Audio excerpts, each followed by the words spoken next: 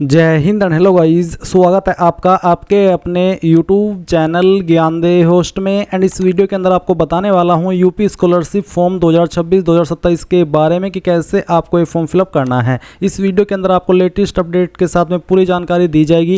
And guys, अगर आप पहले से इसमें रजिस्टर्ड है यानी कि आपका रिन्यूअल है तो आपको बताया जाएगा कि कैसे आपको लॉगिन करके फॉर्म को भरना है। आप जो OTR का प्रोसेस है, रजिस्ट्रेशन का प्रोसेस है, इसको स्किप कर देना और वहाँ से देखना जहाँ से मैंने उसके बाद का आपको प्रोसेस बताया है। एंड अगर आप फ्रेशर है, पहली बार स्कॉलरशिप फॉर्म भर रहे हैं तो आपको बताया जाएगा कि कैसे आपको OTR से लेकर बाकी का फॉर्म अप्लाई करना है। तो वीडियो को पूरा देख लीजिए और कहीं पर कोई भी डाउट हो आप तो आप पूछ लेना। चलिए शुरू करते हैं। अगर आपने अभी तक वीडियो को लाइक शेयर नहीं किया हो तो कर देना और चैनल को जरूर सब्सक्राइब कर लेना। इसके बाद जो लिंक वीडियो को डिस्क्रिप्शन में दिया गया है आप ओपन कर लेंगे। आपके सामने यहाँ पर जानकारी आ जाएगी। आपको जानने को मिलेगा कि इसमें किसी भी कैटेगरी कैंडिडेट के लिए कोई फीस नहीं है। किन किन डॉक्यूमेंट की आपको आवश्यकता पड़ने वाली है फॉर्म भरने के लिए वो आप यहाँ पर देख सकते हैं। एंड इसमें गाइज आपके जो रजिस्ट्रेशन है वो 21 सितंबर 2026 तक चलेंगे।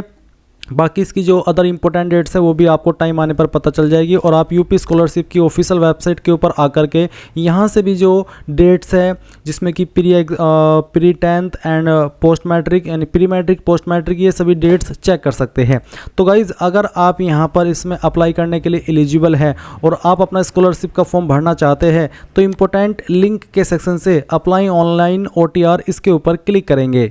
देन आपके सामने कुछ इस तरह का इंटरफेस आ जाएगा। यहाँ पर आ जाने के बाद में सबसे पहले आपको यहाँ पर टिक कर देना है और फिर प्रोसीड के ऊपर क्लिक करना है। अब गाइज आपके सामने यहाँ पर कुछ इस तरह का इंटरफेस आ जाएगा। तो सबसे पहले है यहाँ पर मोबाइल वेरिफिकेशन। तो आपको इसमें यहाँ पर वर्ग जाति समूह अपना सेलेक्ट करना है कि आप कौन सी कैटेगरी से आते हैं, जैसे कि अन्य पिछड़ा वर्ग, अल्पसंख्यक पिछड़े वर्ग को छोड़ करके यानी कि OBC। फिर है यहाँ पर अनुसूचित जाति, अनुसूचित जनजाति यानी कि SC ST, अल्पसंख्यक वर्ग यानी कि जो आपके माइनॉरिटी होती है वो, और सामान्य वर्ग यानी कि जनरल।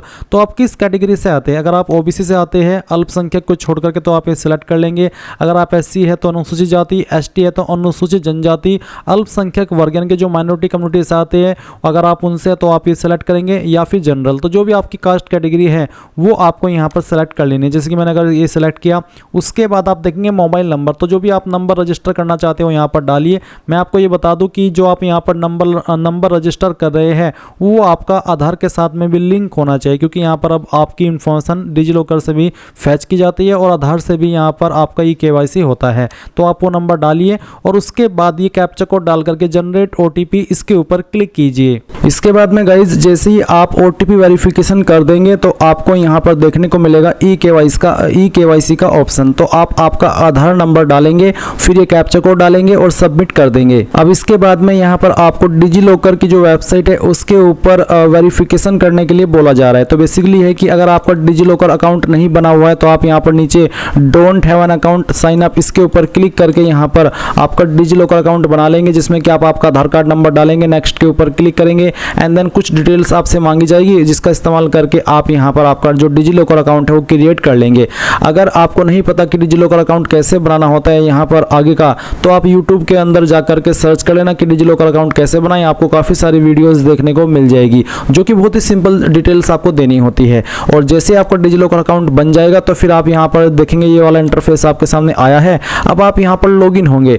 इसमें आप मोबाइल नंबर के माध्यम से भी हो सकते हैं, यूजर नेम के माध्यम से भी और आपके आधार नंबर के माध्यम से भी। तो जिस माध्यम से भी आपको इसमें लॉगिन होना है वो आप यहाँ पर आपकी चॉइस के अकॉर्डिंग चूज कीजिए और नेक्स्ट के ऊपर क्लिक कीजिए। इसके बाद में गाइज आप देखेंगे वेरीफाई सिक्योरिटी पिन। तो जब आप इसमें साइन अप होते हैं यानी कि अपना अकाउंट बनाते हैं डिजिलॉकर के ऊपर तो आपको एक सिक्योरिटी पिन बनाना होता है। तो आपको सिक्योरिटी पिन यहाँ पर डालिए। अगर आप उसको भूल चुके हैं तो आप फॉरगॉट सिक्योरिटी पिन के ऊपर क्लिक करके अपना नया सिक्योरिटी पिन भी बना सकते हैं। अब आप यहाँ पर सबमिट के ऊपर क्लिक कीजिएगा।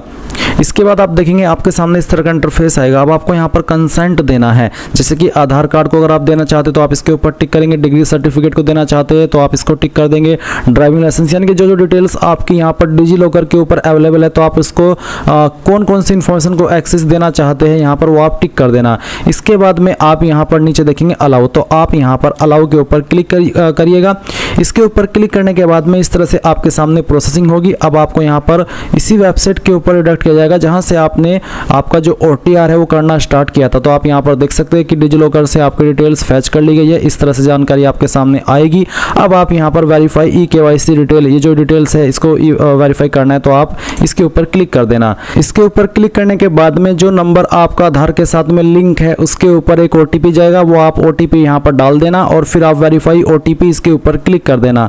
इसके बाद में गाइज आपके सामने फाइनल OTR का ऑप्शन आएगा। अब आप यहाँ पर आपके पिता का नाम डालेंगे, ये नाम भी आपको आपके आधार कार्ड के अकॉर्डिंग फिल करना है। फिर आपकी माता का नाम और उसके बाद में जो आपकी ईमेल आईडी आप जो यूज करते हैं वो ईमेल आईडी आप यहाँ पर डाल देना। फिर एक कैप्चा कोड डाल करके आप सबमिट करेंगे। सबमिट करने के बाद में आपको मैसेज के माध्यम से आपका OTR नंबर सेंड कर दिया जाएगा। और अगर आपको यहाँ पर कोई एरर आता है तो आपको अगेन इस प्रोसेस को फॉलो करना होगा, क्योंकि ये जो वेबसाइट है इसका सर्वर डाउन रहता है। तो ये हो जाने के बाद में आप यहाँ पर होम पेज पर आ जाएंगे। होम पेज पर आ जाने के बाद में आपके सामने यहाँ पर वो सभी विकल्प आएंगे जो कि आपने इस OTR को करने से पहले देखे थे। तो अब आप यहाँ पर जैसे ही होम पेज पर आ जाए तो होम पेज पर आ जाने के बाद में गाइज आपको यहाँ पर कुछ चीज़ें अच्छे से समझ लेनी है और उसके बाद में ही आपको आगे बढ़ना है। तो आप यहाँ पर क्या करेंगे स्टूडेंट, इसके ऊपर क्लिक करेंगे। और मैं आपको बता दूं कि गाइज अगर आप यहाँ पर बिल्कुल फ्रेशर है और आपने अभी तक अपना जो OTR है वो भी नहीं किया है तो आप यहाँ पर न्यू रजिस्ट्रेशन इसके ऊपर क्लिक करेंगे। देन आपके सामने यहाँ पर जो रजिस्ट्रेशन का जो पेज है वो ओपन हो जाएगा और इस तरह का इंटरफेस आएगा जैसे कि आप वीडियो में देख पा रहे हैं। इसमें यहाँ पर अगर आप SC ST जनरल कैटेगरी से आते हैं और आप प्री मैट्रिक फ्रेश यानी कि आप 9वीं के लिए इसमें स्कॉलरशिप अप्लाई कर रहे हैं तो आप प्री मैट्रिक फ्रेश को सिलेक्ट करेंगे। एंड अगर आप यहाँ पर 11वीं के लिए अप्लाई कर रहे हैं तो आप पोस्ट मैट्रिक इंटरमीडिएट फ्रेश इसको टिक करेंगे। फ्रेश यानी कि फ्रेशर है, इसके पहले आपने स्कॉलरशिप का कोई फॉर्म नहीं भरा।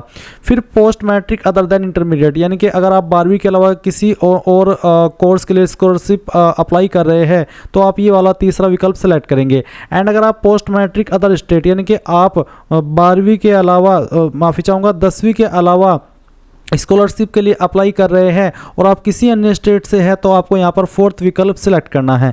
इसी प्रकार से अगर आप OBC कैटेगरी है, प्री मैट्रिक यानी कि 9वीं 10वीं के लिए अप्लाई कर रहे हैं तो आप प्री मैट्रिक इसको सिलेक्ट करेंगे। पोस्ट मैट्रिक इंटरमीडिएट फ्रेश यानी कि 11th के लिए अप्लाई कर रहे हैं और आप फ्रेशर है। और इसके अलावा अगर आप 12वीं के अलावा जो आपकी 12वीं है उसके जो अलग कोर्स होते हैं उस पर स्कॉलरशिप अप्लाई कर रहे हैं तो और आप फ्रेशर है, पहली बार स्कॉलरशिप अप्लाई कर रहे हैं UP स्कॉलरशिप, तो आप ये तीसरा विकल्प सेलेक्ट करेंगे। इसी प्रकार से अगर आप माइनॉरिटी से आते हैं यानी कि अल्पसंख्यक कल्याण विभाग से आते हैं तो आपको प्री मैट्रिक यानी कि 9वीं से की स्कॉलरशिप के लिए अप्लाई करें तो आप प्री मैट्रिक फ्रेश सेलेक्ट करेंगे।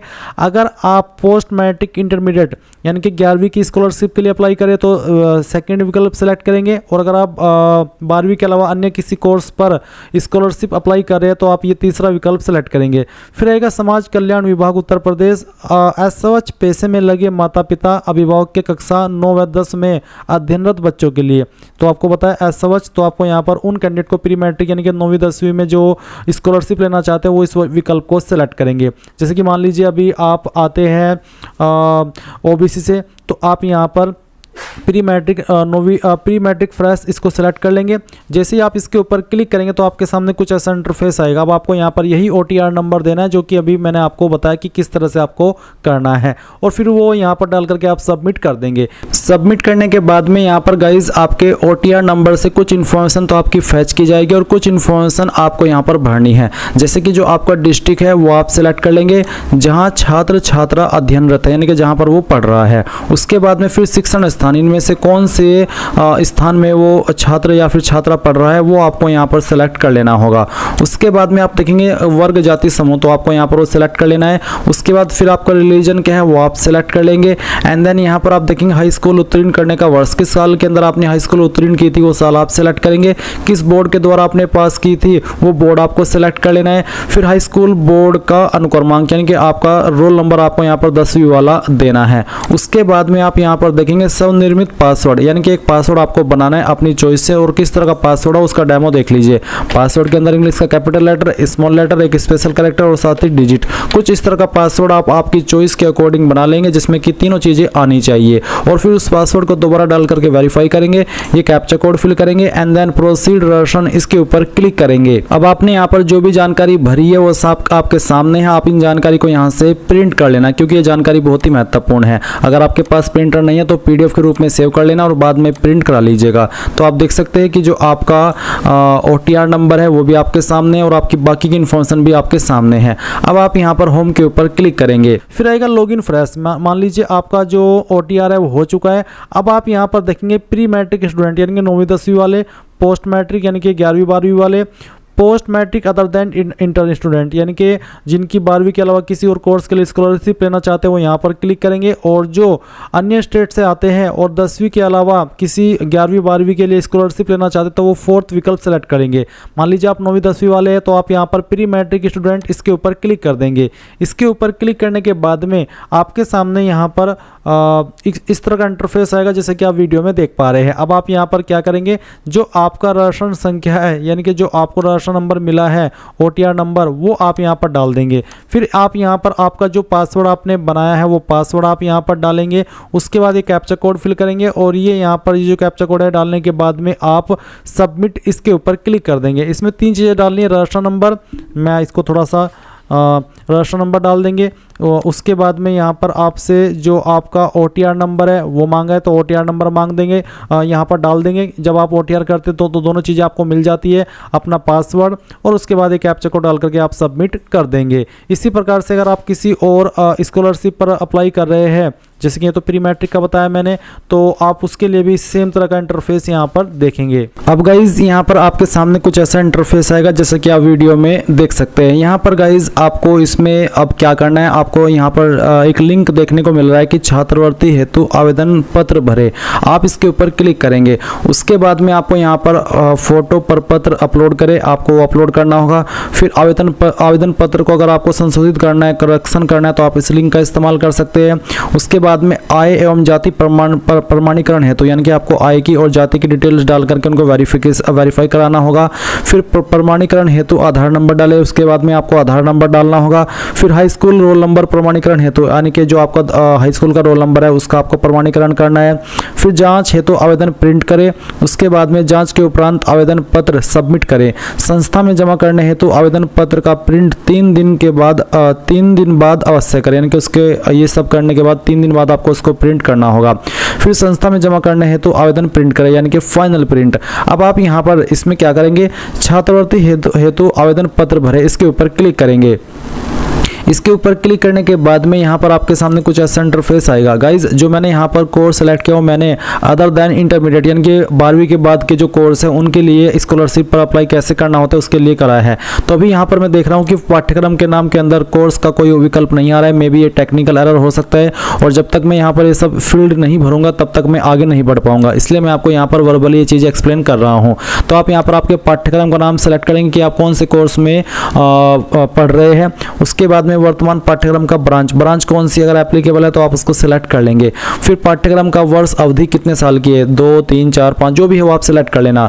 पाठ्यक्रम की पात्रता, किससे आप उस पाठ्यक्रम पर अप्लाई करने के लिए एलिजिबल, या फिर उसमें जब एडमिशन लिया था तो किसके आधार पर लिया था, 10वीं के आधार पर या 12वीं के आधार पर या फिर किसी डिप्लोमा के आधार पर, वही आपको यहाँ पर सिलेक्ट कर लेना है। इसके बाद में आप यहाँ पर देखेंगे विद्यालय, बोर्ड या फिर एफिलिएटिंग एजेंसी का नाम। तो आपको यहाँ पर जो आपका विद्यालय या फिर बोर्ड है या फिर जो एफिलिएटिंग एजेंसी उसका नाम दे देना है। ये ऑप्शन वैसे कंपलसरी नहीं है, अगर आप इसको खाली छोड़ भी देंगे तो भी कोई इशू नहीं होगा, बट आप यहाँ पर अगर सेलेक्ट करने का ऑप्शन आए तो सेलेक्ट कर लेना।